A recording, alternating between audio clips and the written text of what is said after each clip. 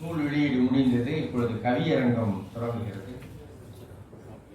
கவியரங்கத்தை தலைமையேற்று நடத்தி கொடுக்கும்படி கவிஞர் பொற்கை பாண்டியன் அவர்களை மேடைக்கு வரும்படி உங்கள் கரவழியோடு அன்போடு அழைக்கின்றேன். அதை தொடங்கி வைத்து சிறப்பு செய்ய வந்திருக்கிற கவிஞர் சந்திரன் அவர்களை, தமிழ்ச்செம்மொழி கவிஞர் இரா ரவி அவர்களை, கவிஞர் சுகுமாரி அவர்களை அன்போடு அழைக்கிறேன்.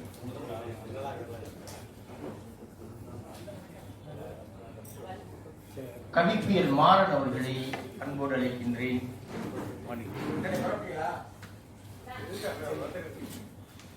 கவிப்பியல் மாறன் அவர்கள், எங்கள் ஆடிட்டர் வெங்கடாச்சலம் அவர்கள்,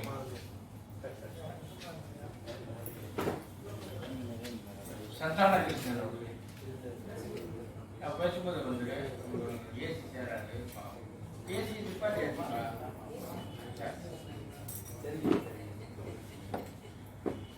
இந்த சுதந்திர தின விழாவில் வழக்கமாக நூல் வெளியீடும் அதனைத் தொடர்ந்து ஒரு சிறப்பு கவியரங்கமும் இங்கே ஏற்பாடு செய்து அதனை கவிஞர் பொற்கை பாண்டியன் அவர்கள் சிறந்த கவிஞர், ஒவ்வொருவரை பற்றியும் நான் சொல்லிக் கொண்டிருந்தால் நேரம் அதிகமாக போய்விடும். 8:30க்கு நாம் நிகழ்வை முடித்து மழை நேரமாக இருக்கிறது. அதனால் 8:30ஓடு நிகழ்வை முடிக்க கவிஞர்கள் ஒத்துழைப்பு கேட்டுக்கொள்கிறேன்.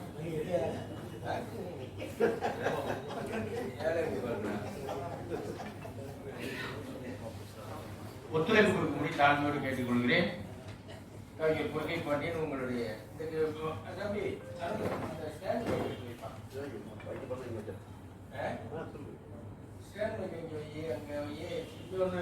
கவிஞர் வாங்க தொடங்கிருங்க. சந்திரன் சந்திரன் வாங்க தொடங்கிடுங்க. வாங்க வாங்க வாங்க.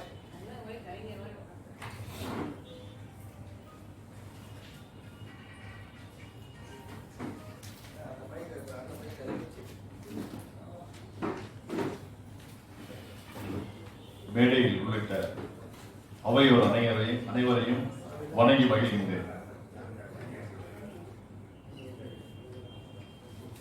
நான் வெளியே போனேன், ஒருத்தர் உள்ள வந்தார், மழை வந்துருச்சு, உள்ள வந்துட்டேன். அவரை திரும்பி பார்த்தேன், மழை நின்ற பிறகு போயிட்டேன்.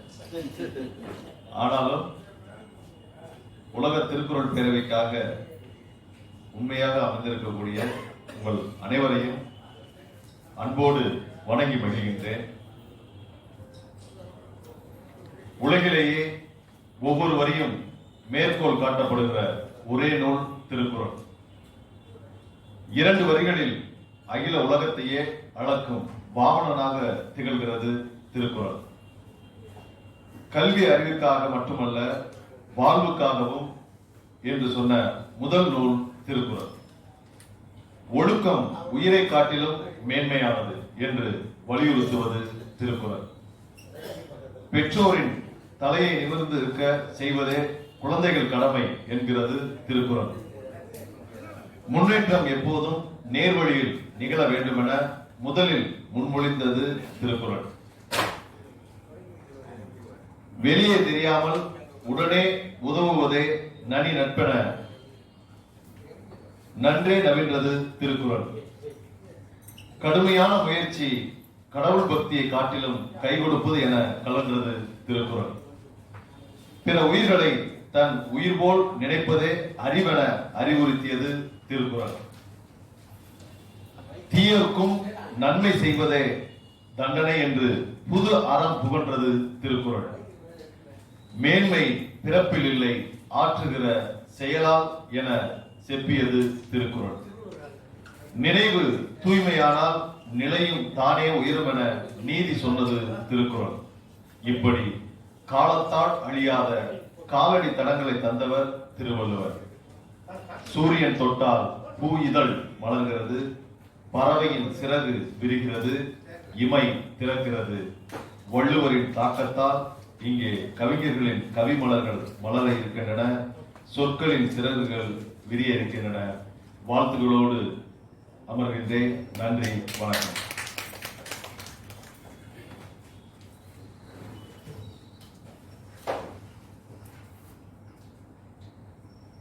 கவிஞர்களுக்கு எப்பொழுதுமே கடைசி பதிவு தான்.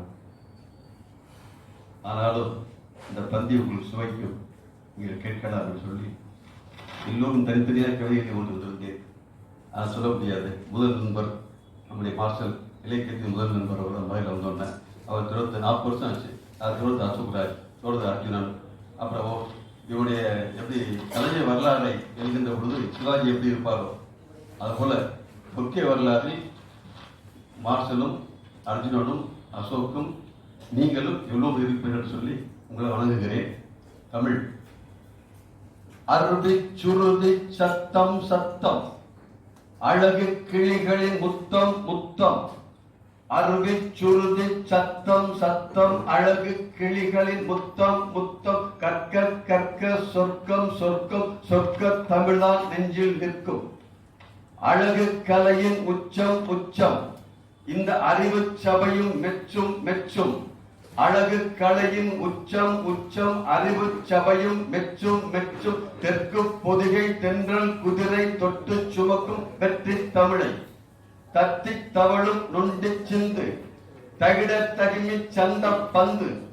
தத்தி தவழும் நொண்டி சிந்து தகிட தகிமி சந்த பந்து. அடிக்கும் இசையோ ஒளிக்கும் சபையோ கழிக்கும் தமிழே வணக்கம் வணக்கம். வான்புகழும் வள்ளுவத்தை யாம் புகழ வந்தோம், வண்ணமிகு தமிழாலே வணக்கங்கள் தந்தோம். வான்புகழும் வள்ளுவத்தை யாம் புகழ வந்தோம், வண்ணமிகு தமிழாலே வணக்கங்கள் தந்தோம். தேனமுதாய் இனிக்கும் எம் திருக்குறளின் கவிகள் அவை உங்கள் செவிகளுக்குள் யாம் பிழியும் செவிநுகர் கனிகள். கம்பர் சொன்ன செவிநுகர் கனிகள். கைதட்டி வாழ்த்துங்கள் கவியரங்கம் சிறக்கும், கைதட்டி வாழ்த்துங்கள் கவியரங்கம் சிறக்கும். அது காலேஜுக்கும் காற்றுகளும் உற்சாகம் கொடுக்கும். கைதட்டி வாழ்த்துங்கள் கவியரங்கம் சிறக்கும், அது காலேஜ் காப்பி போல உற்சாகம் கொடுக்கும். குரல் விளையும் வயலாக காலேஜ் பஸ் இருக்கும், அதில் குரல் மொழியாக குவிந்திருக்கும் மணிமொழியின் குடும்பம். மதுரைக்கு சில அடையாளங்கள் உண்டு. கீழடி நம் வேரின் அடையாளம், வையை நம் ஆற்றங்கரை நாகரிக நீரின் அடையாளம், ஜல்லிக்கட்டு நம் வீர போரின் அடையாளம், மீனாட்சி கோயில் ஆன்மீக சீரின் அடையாளம், இலக்கிய பறவைகள் இளைப்பாறும் நந்தோரும் என்கின்ற பேரின் அடையாளம் காலேஜ். அடையா நெடுகளுடைய சடைப்பதின் அடையாளமாக ஐயா மணிமொழியின் திருக்குறளாய் வாழ்ந்தார், திருக்குறளை ஆண்டார். ஐயாவுக்கு எம் புகழ் வணக்கம். அவரின் வழி நின்று தமிழின் அமுதுண்டு தழைக்கும் இழக்கென்று கார்த்திகை என்ற பெயர் கொண்டு கருத்து வளர்க்கின்றார் குரல் நெறி கொண்டு அவரையும் வணங்கி வருகிறோம். அந்த குரல் நன்றி குடும்பத்திற்கு என் வணக்கம். சித்திரை திருவிழாவிற்கு கண்ணழகர் கூறியில் வருவார். எங்கள் கவிஞர்கள் இங்கே கவிதையில் வருகிறார்கள். கண்ணழகர் பக்தர்களை சந்திக்க வருகிறார், நாங்கள் வள்ளுவரை சிந்திக்க வருகிறோம். என் நண்பர் அசோக்ராஜ் எப்போதும் இப்படி சிந்திக்க வைக்கும் தலைப்பையே தருவார். அவர் ஒரு முறை பொறி போடுகிறார் என்றால் ஒரு இலக்கிய விழாவுக்கு அடி போடுகிறார் அர்த்தம். இன்னொரு முறை பொறி போடுகிறார் என்றால் இலக்கிய பகைமைக்கு வெறி போடுகிறார் அர்த்தம். 40 ஆண்டுகளாக அந்த கொடி நெடி தெரியும். அவர் திரிகாலம் நடந்து ஒரு கால ஞானி. அவரின் திருநாகி புரியிருப்பார் அருள்வாக்கு வாணி. கலைஞர் வரலாற்றில் எல்லா பக்கமும் சிவாஜி இருப்பது போல் என் வரலாற்றில் எல்லா பக்கமும் அசோக்ராஜ் இருப்பார், அர்ஜுனன் இருப்பார், மாஸ்டர் இருப்பார். இனி காலேஜ் கவசம் இருக்கும், நீங்களும் இருப்பீர்கள்.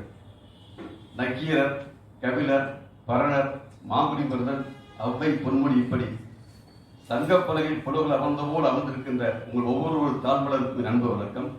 இங்கே ஐயா பசுமா வந்திருக்காங்க. நானும் அகவி முதிர்ந்தவன் தான். 2 முறை விண்ணப்பிச்சிருக்கேன், எனக்கு கிடைக்கல. அது போல அதனால மனதை வைத்துக் கொள்ளுங்கன்னு சொல்லி உங்களுக்கு நான் மனதை தெரிவித்துக் கொள்கிறேன். உங்களை பார்த்தால் ஒன்று தெரிகிறது, பூக்கள் எல்லாம் ஒன்று சேர்ந்தால் மாலை என்று தெரிகிறது, பொன் துகள்கள் ஒன்று சேர்ந்தால் நகைகள் என்று ஆகிறது, தீக்குள்ளே விரலை வைத்தால் பாரதியை தெரிகிறது. நீங்கள் சேர்ந்திருக்கும் அழகு பார்த்தால் இங்கே கவியரங்கம் ஜெயிக்கும் என்று இருக்கிறது. வான்புகள் வள்ளுவம். தாயிடம் குழந்தை பால் அருந்திக் கொண்டிருந்தது. பசுவிடம் கன்று பால் அருந்திக் கொண்டிருந்தது. நிலவிடம் இரவு பால் அருந்திக் கொண்டிருந்தது. நானும் பால் அருந்திக் கொண்டிருந்தேன். இப்பார் முப்பார் இதற்கென எப்பா, இப்பார் முப்பார் இதற்கென எப்பா. தாயின் விரல் பற்றி நடந்த போது அன்பு தெரிந்தது. தந்தையின் விரல் பற்றி நடந்த போது பொருள் புரிந்தது. காதலியின் விரல் பற்றி நடந்த போது இன்பம் பிறந்தது. வள்ளுவனின் விரல் பற்றி நடந்த போது இந்த மூன்றும் தெரிந்தது. வள்ளுவன் தாயிலும் மேலோன், தந்தையிலும் சீலன், காதலியிலும் அன்பாளன், அமுப்பாளன். அப்படி தேன் புகழும் செந்தமிழில் வான் புகழும் வள்ளுவத்தை நான் புகழ்ந்து பாட வந்தேன். இல்லை, நாம் புகழ்ந்து பாட வந்தோம். எதனால் இது வான்புகழ் வள்ளுவம்? எதனால் இது வான்புகழ் வள்ளுவம்? வள்ளுவம் அறிவியல் சொல்லியிருக்கிறது, பொருளியல் சொல்லியிருக்கிறது, அறையியல் சொல்லியிருக்கிறது, அன்பியல் சொல்லியிருக்கிறது, சமூகவியல் சொல்லியிருக்கிறது, பண்பாட்டியல் சொல்லியிருக்கிறது. அதனை இகழ்வல்லல் அரிது, அதன் புகழ் சொல்லல் பெரியது. அதனால் அது வான்புகழ் வள்ளுவம். எதனால் அது வான்புகழ் வள்ளுவம்? உலகை அடக்க திருமாலுக்கு 3 அடி தேவைப்பட்டது. எங்கள் வள்ளுவனுக்கு 1.25 அடியே போதுமானது. அதனால் அது வான்புகழ் வள்ளுவம். எதனால் அது வான்புகழ் வள்ளுவம்? அகத்தியன் காவிரியை கமலத்துக்குள் அடைத்தானா? போடாப்பா போடா போ. எங்கள் வள்ளுவ பாட்டன் அணுவையே துளைத்து 7 கடலையே அவர்கள் அடைத்து விட்டான். அதனால் அது வான்புகழ் வள்ளுவம். எதனால் அது வான்புகழ் வள்ளுவம்? சொர்க்கம் வானில் உள்ளது என்று நம்பிய வைதீக காலத்தில், சொர்க்கம் வானில் உள்ளது என்று நம்பிய வைதீக காலத்தில், அது வானில் இல்லை, என் காதலின் தோழி இருக்கிறது. அது வானில் இல்லை, என் காதலின் தோழி இருக்கு என்று சொல்லி வாழ்வியல் பேசியதே. அதனால் அது வான்புகழ் வள்ளுவம். பிறப்பில் பேதம் கற்பித்தது சனாதனம். பிறப்பில் பேதம் கற்பித்தது சனாதனம். இல்லை, பிறப்பில் எல்லோரும் சமானம் என்றது வள்ளுவம். அதனால் வான்புகழ் வள்ளுவம். மயில் தொகையே ஆனாலும் வண்டியில் அளவுக்கு மேல் ஏற்றினால் வண்டியின் அச்சு ஒடியும். மனம் என்ற வண்டியில் தேவையான சிந்தனைகளை திணித்தால் மன வண்டியின் அச்சு முடியும். இப்படி மன விஞ்ஞானம் பேசியதால் அது வான்புகழ் வள்ளுவம். மன விஞ்ஞானம் பேசியதால் அது வான்புகழ் வள்ளுவம். மனிதனை சுமக்க வைத்து மனிதன் பல்லக்கி போகிறான். மனிதனை சுமக்க வைத்து மனிதனை பல்லக்கில் ஏறி போகிறான். அவனிடம் பேசாதே அறம், அவனிடம் இல்லை அதற்குரிய தரம் என்று அறையில் பேசியதே. ஆனால் வான்புகழ் வள்ளுவம். இப்படி குறள் வானுக்கும் மண்ணுக்கும் பேரூர் எடுத்திருக்கிறது. அதை பேசும்போது எங்கள் கவிஞர்களும் பேரூர் எடுப்பார்கள். தெய்வம் அவதாரம் எடுத்ததாக புராணம் கூறும். இங்கே தெய்வ புலவன் அவதாரம் எடுக்கிறார். இந்த கவியரங்கில் மெஞ்ஞானியாக மேதி போற்றிய வள்ளுவன் விஞ்ஞானியாக வந்து இருக்கிறார். இந்த கவியரங்கில் முப்பால் சுரந்தவன் அன்புப்பால் சுரந்து அன்பியல் சுரக்க இருக்கிறார். இந்த கவியரங்கில் பொருளாதார மேதையாகி வள்ளுவன் வரவு செலவுகளை வரவைக்க போகிறார்.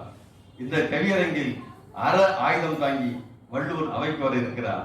ஆம், அறிவியலாக, பொருளியலாக, அறையலாக, அன்பியலாக, பண்பாட்டியலாக, சமூகவியலாக வான்புகழ் வள்ளுவம் மலர இருக்கிறது.